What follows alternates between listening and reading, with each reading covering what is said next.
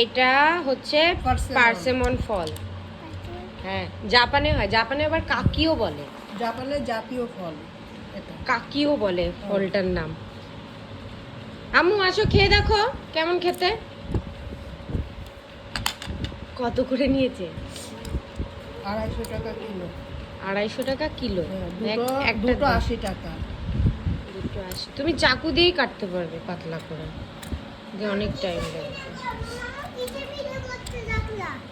তুমি ফলটা খাবে আর বলবে কেমন টেস্ট, সেটারই ভিডিও করব।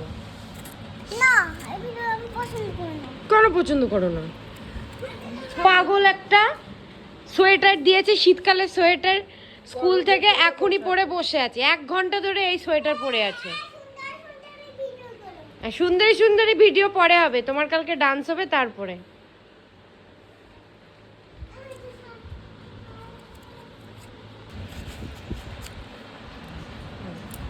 ভিতরে কোনো বীজ নেই।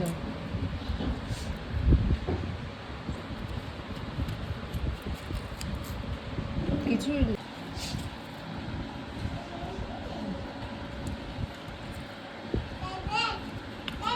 হ্যালো হ্যালো, খেতে একদম ডাঁসা পেঁপের মতো, ছুঁড়বো নাকি? মিষ্টি ডাঁসা পেঁপে।